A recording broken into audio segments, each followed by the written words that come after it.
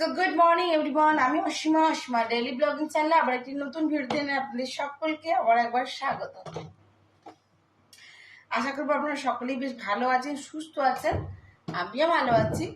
আর আজকে হয়ে গেল তোমার বুধবার। কালকে মাকে ছুটি দেয়নি, মানে ওই যে অ্যাপ্রুভালটা আসেনি আর কি। আচ্ছা দেখো, আমি এই হাতে রং মেহেন্দিটা করেছি, কেমন হয়েছে? এটা ডিজাইন করতে পেরেছি, এটা আমার বেটি করে দিয়েছে আমাকে কালকে, ভালো লাগছে। তো যাই হোক, সকাল সকাল আমার সমস্ত কাজ এদিকে হয়ে গেছে।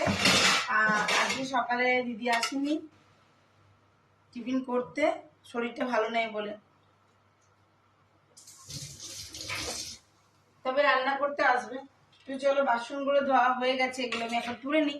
তো যাই হোক, আজকের ব্লগটা আমি এখন থেকে শুরু করছি। আবার যাবো এখন হসপিটাল, তো এদিকটা কিছুটা করে নিই। মিঠিকে ওই জন্য আজকে স্কুল যেতে দিইনি, ওকে আটকিয়েছি কি তুই ঘরে থাকলে তাহলে অ্যাটলিস্ট রান্না করতে আসবে, এই দিকটা দেখতে পারবে। তার জন্য বলেছি তুই একটু আজকে ঘরে থাকবি, কালকে স্কুল যাবি। তো চলো, এখন সময় হয়ে গেল 10:32। আর আজকের ব্লগটা আমি এখন থেকে শুরু করছি, অবশ্যই সঙ্গে থেকে আজকের ব্লগটা। আশা করবো আজকের ব্লগটা তোমাদেরকে বেশ ভালো লাগবে। তো যাই হোক, আমি এখানে বসিয়ে দিচ্ছি এখন খিচুড়ি। যেহেতু খিচুড়ি রেসিপি আমি আগেও আপনাদের সঙ্গে শেয়ার করেছি, তার জন্য আজকে আর শেয়ার করলাম না। তো আজকে আমাদের বৈশাখী দিদির শরীরটা একটু ভালো নাই, ঠান্ডা লেগে গেছে, তার কারণে আমি বললাম যে তুমি আমাকে একটু কাটাকুটি করে দাও আর একটু আলু ভাজাটা ভেজে দিয়ে চলে যাও। শরীরটা ভালো নেই, সব দিন তো মানুষের শরীর ভালো যায় না। তো যাই হোক, আমি গোবিন্দভোগ চাল দিয়ে নিরামিষ আজকে বানাবো খিচুড়ি। আর খিচুড়ির জন্য আমি সবজিগুলোকে বলেছি একটুখানি আমাকে দিদি কেটে দাও, আর বাকি তো আমি করে নেবো। ডিম ভাজা করবো আর আলুটা ভাজতে বলেছিলাম, এই দেখুন আলু ভেজে দিয়ে চলে গেছে, বেশ লাল লাল করে আলুগুলি হয়েছে। আলুটা ভাজা হয়ে গেছে, আমাকে একটু আদাটা গ্রেট করে দিয়েছে, দেখুন সব করে দিয়েছে।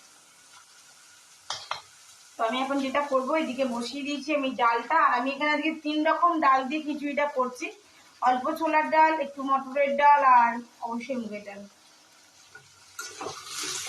আর আমি এখানে ফ্রোজেন মটরশুঁটি দিয়ে আর গাজর, একটু আলু আর একটু লাউ দিয়ে আমি আজকে করছি খিচুড়িটা।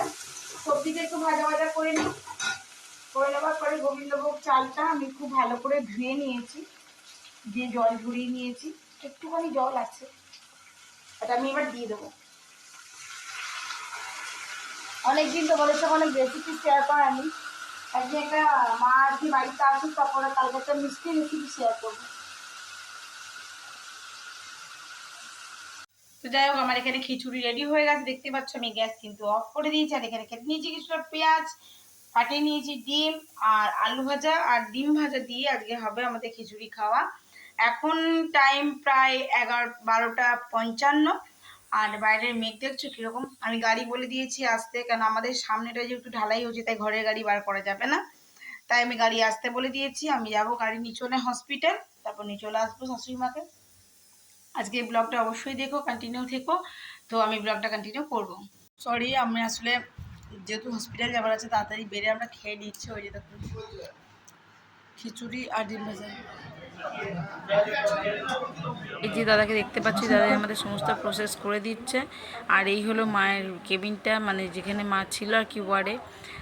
তো যেহেতু আমি তোমাদের সঙ্গে সেভাবে শেয়ার করতে পারিনি এভাবে, তো অল্প অল্প একটুখানি শেয়ার করলাম। তো চলো বাকি ভিডিওটা দেখতে থাকো, আমি ব্লগটা কন্টিনিউ করবো। এবার করবো চা, মা বসে আছে, তো চলো মার জন্য এক কাপ চা করে দিই, সঙ্গে আমরা একটু চা খাই। আর ব্লগটা কন্টিনিউ থাকুন, দেখতে থাকুন। আচ্ছা, তো চলো দেখাই। এখন ঘুরতে পারছে 8:08, আমি মাকে দেবো এখন ডিনারটা। তো সকালে যে খিচুড়িটা বানিয়েছিলাম, দেখেছো কেমন লাগছে, মাকে বলেছি একটু ট্রাই করো। আর এই যে মায়ের জন্য ভাজছি এখন আমি ডিম, আর যদি রুটি খায় তাহলে রুটি, মুসুরি ডাল, একটু পেঁয়াজ দিয়ে তড়কা লাগিয়ে, আলু ছাড়া তো সমস্তটা। তো চলো মাকে ডিনারটা দিই, তারপর ভিডিওটা কন্টিনিউ করবো, তোমরা সঙ্গে থেকো। দেখতে পাচ্ছি বন্ধুরা, আমি চলে এসেছি মিঠিকে নিয়ে মেলা কান্না। মিঠি একদিনও মেলা আসেনি, যদি পরীক্ষা ছিল বলে, পরীক্ষা না হওয়া পর্যন্ত ও আসতেও না। যাই হোক, পরীক্ষা হয়ে গেছে, ওকে একটু নিয়ে আসলাম। আর মেলা মানেই তো জিনিসের সম্ভার, মেলা মানেই তো একগ্রতা, মেলা মানেই একনিষ্ঠ একগোষ্ঠী। তাই না বলো? একসঙ্গে কত মানুষের সমাগম, কত জিনিস, কত কি। তো আমি এখান থেকে নিয়েছিলাম গোপালের একটা ড্রেস, আমি নিয়েছি একটা সুতির জামা, আমি নিয়েছিলাম একটা আসন।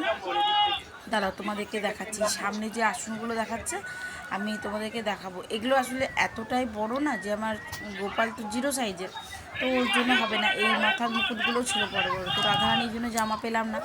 তো এই যে দেখছো এইটা নিই, আমি এই সাইজের যে পদ্ম ফুলের মধ্যে যে প্রথমেই যে হলুদ রঙেরটা দেখছো, আমি বড় সাইজেরটা নিয়েছি, বড় সাইজের একটা পদ্ম ফুল নিয়েছি। এই যে এটা নিয়েছি, দেখো এই জামাটা নিয়েছি, এটা নিয়েছিলাম। আর এই দেখো ঘরে চলে এসেছি, ঘরে আসার পর আমি তোমাদেরকে কিছু কিছু জিনিস দেখাচ্ছি, কারণ অনেকটা রাত হয়ে গেছিলো। এতগুলো কানের নিয়েছি আমি, মিঠি নিয়েছি এগুলো, এই কাপটা 3টে নিয়েছি, ওই পদ্ম ফুল দেখতে পাচ্ছি, এগুলো হলো খাবার জিনিস।